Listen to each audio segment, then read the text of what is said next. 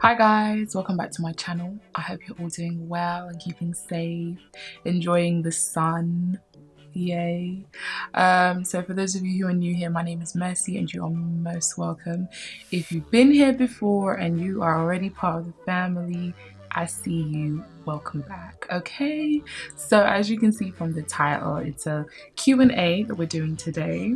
Gonna do a little question and answer, a little bit more chilled. I feel like I've been giving you so much like heavy stuff, so I thought I'd let you guys, into my world a little bit, let you get to know me. So I asked you guys to ask me some questions on Instagram, and questions you did ask, so we're gonna go through some of them. I don't want this video to be too long because I can talk for the world, so I thought, okay, cool, let me just answer some of these questions. I was gonna do this video as like a get ready with me, but then I attempted it on Sunday to record myself doing my makeup while answering these questions, and it was just so shambolic. I was rambling.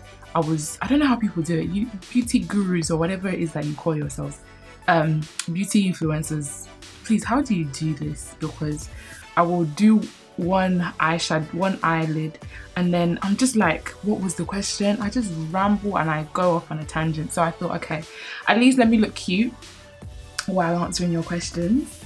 And yeah. So we're gonna just jump right into the questions. So the first question I got asked was, how am I? This was such a beautiful question. I think it's so sweet when people ask, like, genuinely, how are you? How are you, sunshine? I'm good. I'm doing really well. God has kept me. This season has been interesting. It's been difficult for me. Like, the month of July was one heck of a month, but I'm good. Like, I can genuinely say I'm good. And yeah. So thank you for asking me that. Thank you. The next question was, when is the first single coming out? Well.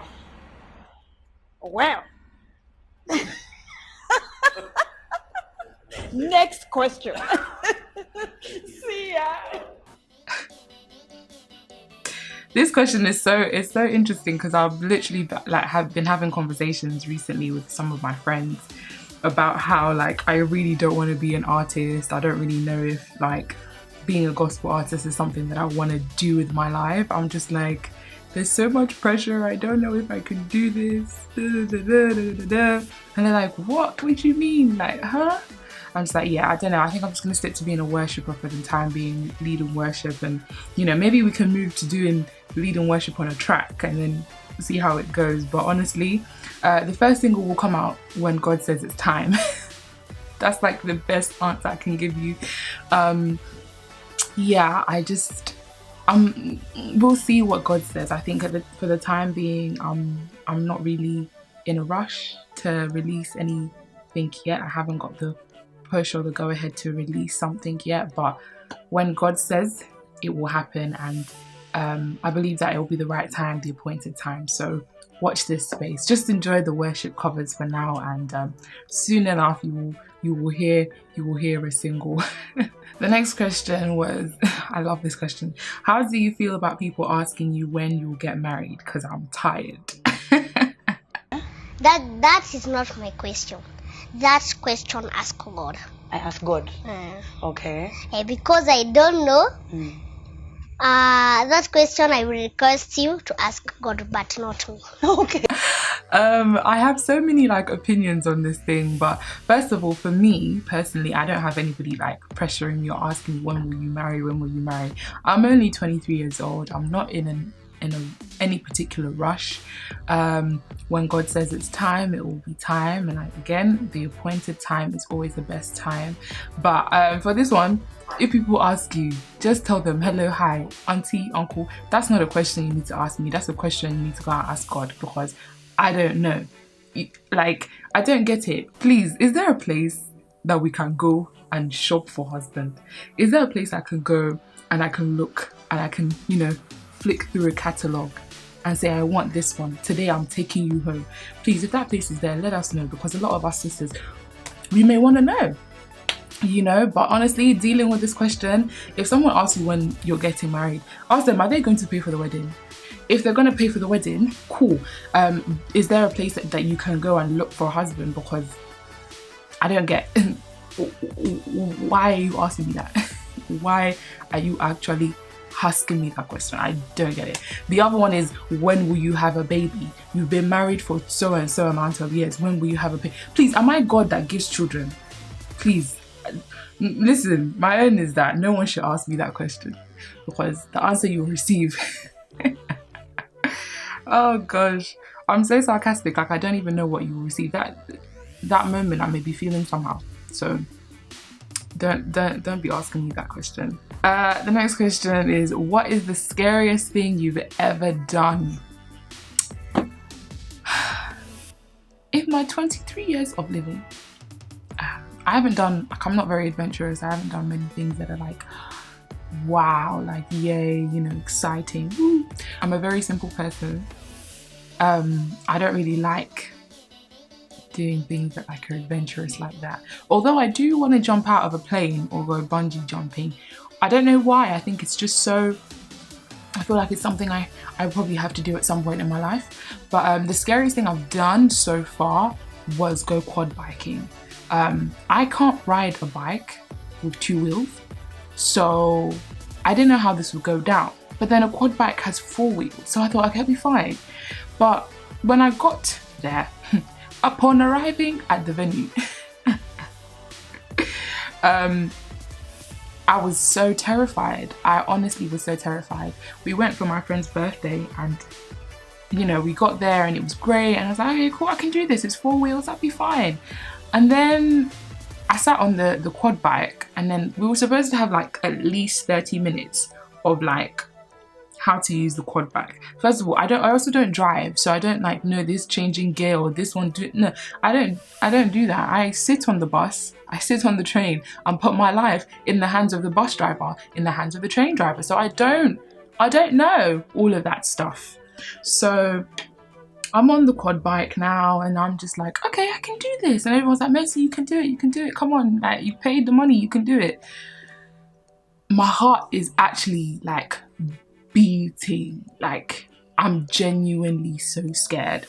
And you know, I sit on the quad bike and I move the quad bike like forwards, backwards, and I have no sense of like direction at all. It's just terrible. The guy's like, yeah, you're great, you can do it, go on. After 5 minutes, are you mad? Please bear in mind, we're not going like on a straight road, like, you know, just like flat surface. No. We're going through the hills and the valleys. We're going through the flipping trenches. And I'm like, yeah, no. No. I love my life the way it is. I like where everything is situated. I don't want to die today. So I didn't do it.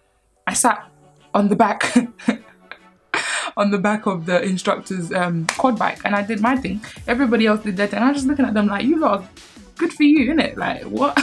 Not me. But honestly, that was so terrifying for me. That and ice skating. Like, there's a fear that just comes over me. I'm just like, no, I can't do it. I'm not doing it. I won't do it. And that's the story of when I went quad biking. Well, I attempted. Okay, moving on. This question is, what is the biggest lesson you have learnt so far in 2020? This is a really good question. It's a loaded question as well, and I think that there's so much to unpack, but because of time, I won't, I'll just answer it like succinctly. I think the biggest lesson for me in 2020 is something that I thought I already knew, but I guess I didn't, and that's literally trusting in God.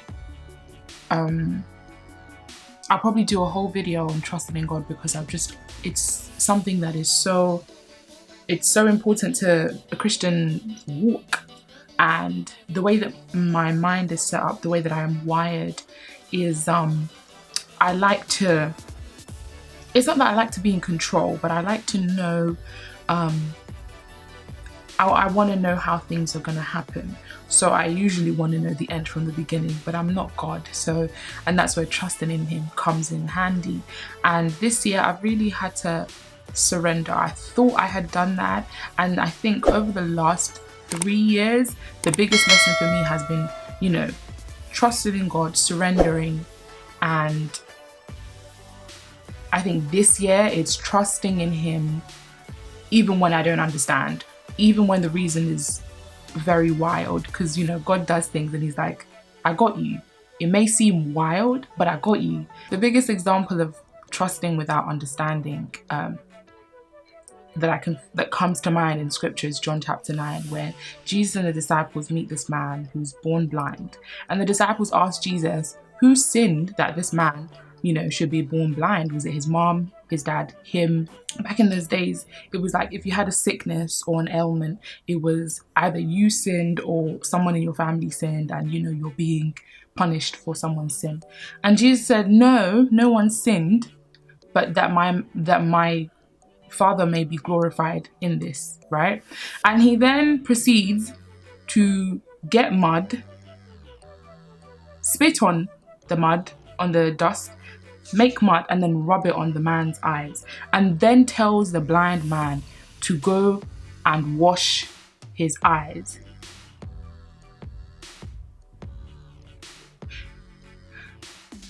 Yeah, Jesus is interesting, So obviously this blind man can't see for the love of God, and Jesus has kind of like made his condition even worse because now there's dirt in his eyes.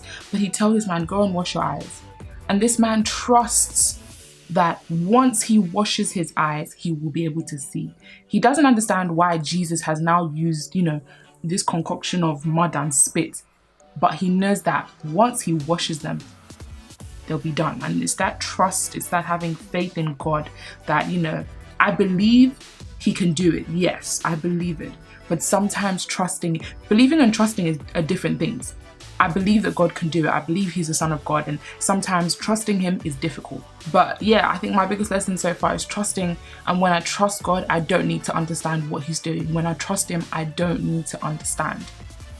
And I think that's one of the things that some Christians have struggled with. And if you are one who has, learned to trust God and, you've got everything great, amazing.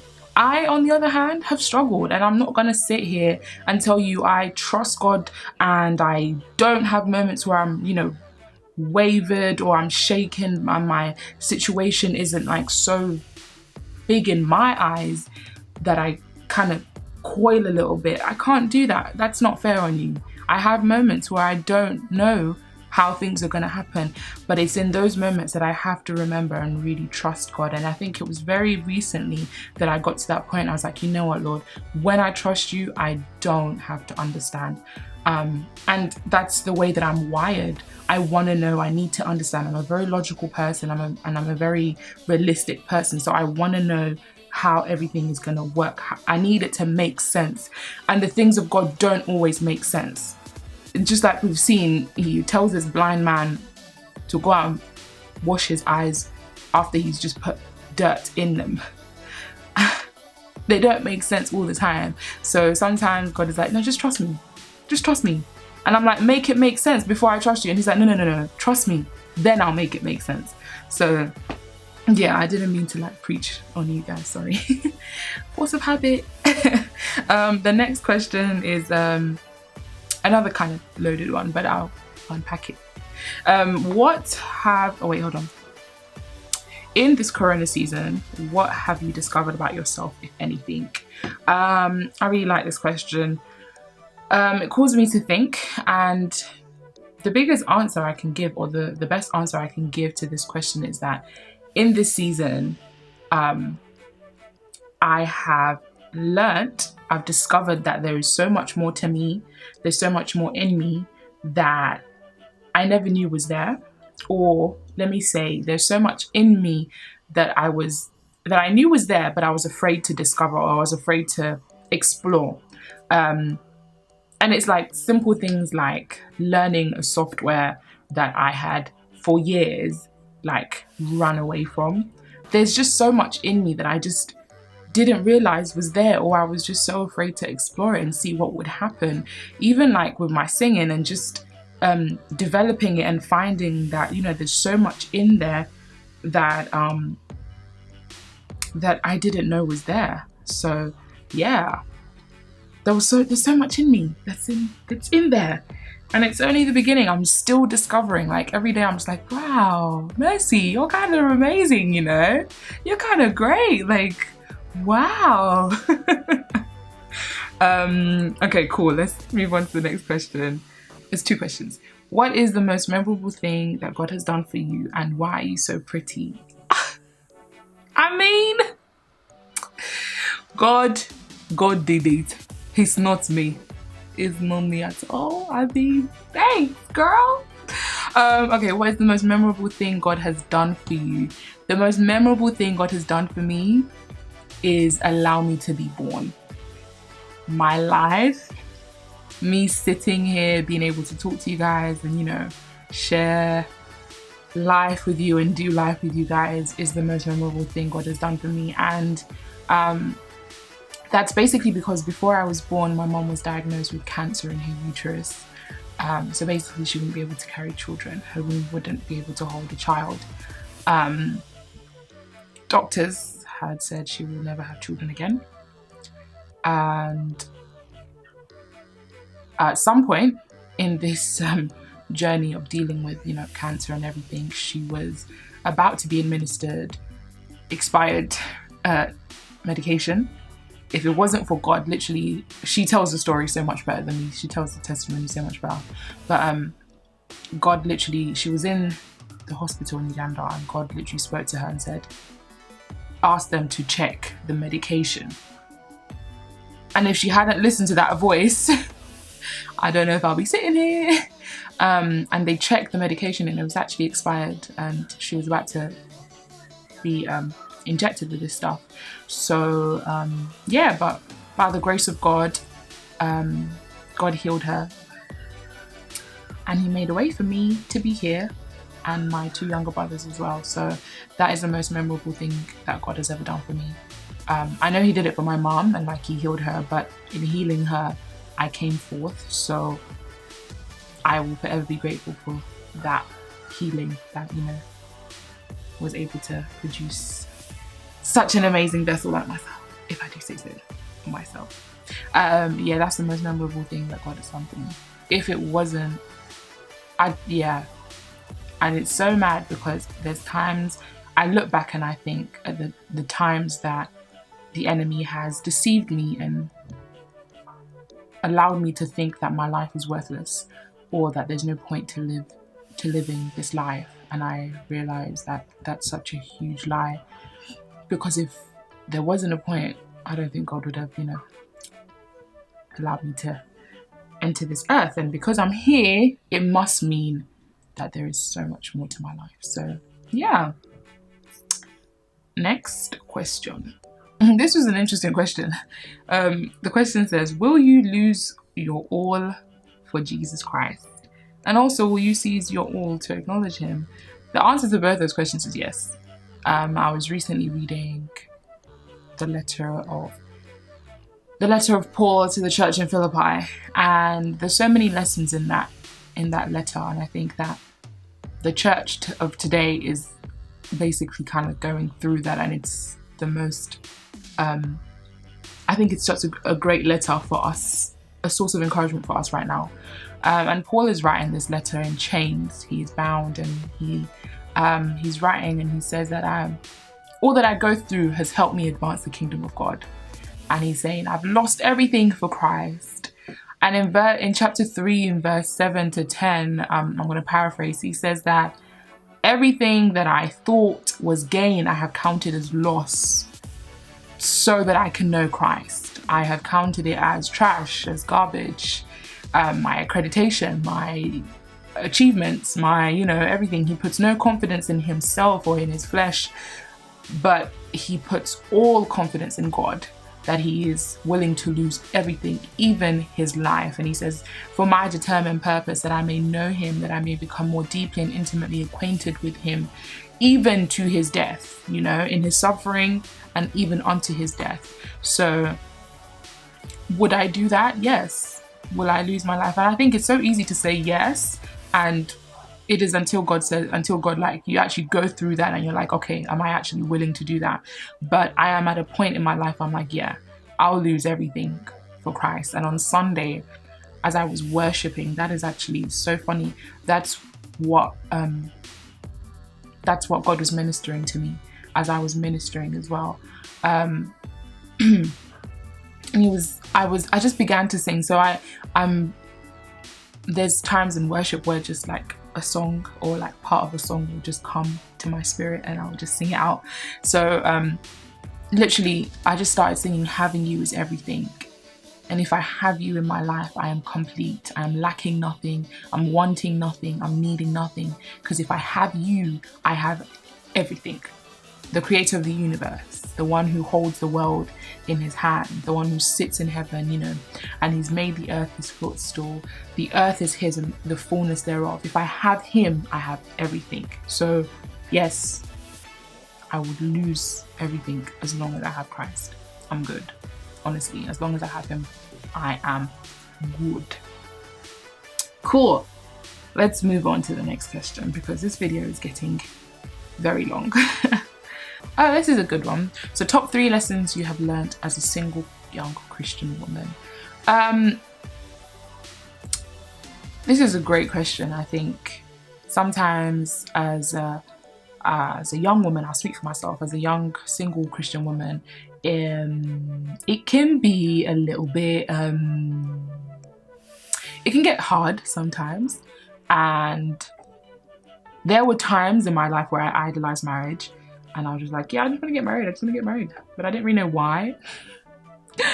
Stupid me. Well, I wasn't stupid, but you know, you live and you learn. So the top 3 lessons that I've learned are not to settle, wait for God's best. I think I'm going to have to do a video on relationships and being single. I do actually have like a couple of videos I did years ago about being single and saved. But I think I would redo them now that I'm a little bit older and wiser in my ways. Yeah, don't settle, wait for God's best. And I think settling is like, you know, just compromising and I don't know. When you know that you deserve something, knowing your worth, when you know your worth, you won't settle. Because if you don't know your worth, you'll just take whatever comes your way. Or you'll be like, oh, I'm so single, like it's been so many years, I'm getting old, you know, I'll just take whatever comes my way. But you can't just marry the first person that you see. Like, you could, you can, if you want, it's okay. I'm not judging you. But you literally need to make sure that that person values who you are and etc, etc, etc. But yeah, don't settle, wait for God's best. My second lesson will be that it's okay to desire marriage. Marriage is a good thing. It's a gift from God and it's okay to desire it. But you also have to be content in your singleness because marriage isn't going to fix it. Marriage isn't going to fix your loneliness. If you're lonely now, you'll be lonely in marriage. Marriage isn't going to fix your issues that you've been dealing with from when you were a child. If anything, it's going to expose them. So be content and go through the process of healing. I was talking to my mum a few weeks ago about relationships and, you know, singleness and marriage and everything, and you know, she was telling me that, Mercy, you have to first heal. There are so many things that have happened in your life that if you don't deal with them now, they will show up in marriage, and you don't want that. So heal, allow God to heal you, go through the process of healing so that you are content in your singleness. That if you need to get to a point where if marriage isn't for you, if it's not the will of God for your life, you still have to be okay. So getting to that point is important, being content in your singleness. Yes, you desire marriage, but if God says, no, I don't want you to get married, will you still be okay? And finally, the last lesson I've learned as a single Christian woman is to understand that singleness is a gift, and to utilize it correctly. Develop your relationship with Christ, grow, learn, you know, an instrument. Travel, do whatever you want now that you don't have to worry about a whole other human being. You don't have to, you know, worry about where am I going to put the kids that when I travel. Like, just understand that singleness is not a curse, it's a gift, it's a blessing. So enjoy it. Yeah. Next question. What song most reflects the season you're in right now? This is such a good question. I'll give you 2 songs. The first one is the Harvest song by Anthony Brown and Group Therapy featuring Moret Brown. I absolutely love this song. I heard it so many years ago, but it constantly gets me through so many times. And the verse says, I'm expecting God to move for me, the blessing that He has in store for me. I receive, I'm waiting for my harvest. It's coming to me. Another song that has gotten me through this season is Something Has to Break by Kiara Sherd featuring Tasha Cobbs. It got me through the month of July. Yeah, that song literally got me through. So those 2 songs have gotten me through. So that brings us to the end of this Q&A. I hope you guys have gotten to know me a little bit more. So yeah, if you don't follow me on Instagram, follow me on Instagram. I sometimes like do the ones that just are for Instagram, so follow me there as well and you get to see some more. But I hope you guys have enjoyed this video. It's been very calm. I think it's been very calm. I mean, I kind of like started preaching at you, but you know, it's okay. It's okay. But I hope you've enjoyed this and it's been, you know, helpful and it's been a blessing and you've gotten to know me and I just enjoyed this. This is really fun. So I will see you guys in my next video. If you haven't already subscribed, I don't know what you're doing. And it's so funny because the people that watch my videos are like 67% of you are not subscribers, which is a shock to me because I don't get it. You sit through my videos and you don't subscribe. That's a bit unfair, isn't it? But anyway, if you haven't already, please go ahead and hit the subscribe button and make sure to hit the bell button so you are notified when I do post. And I will see you guys in my next video.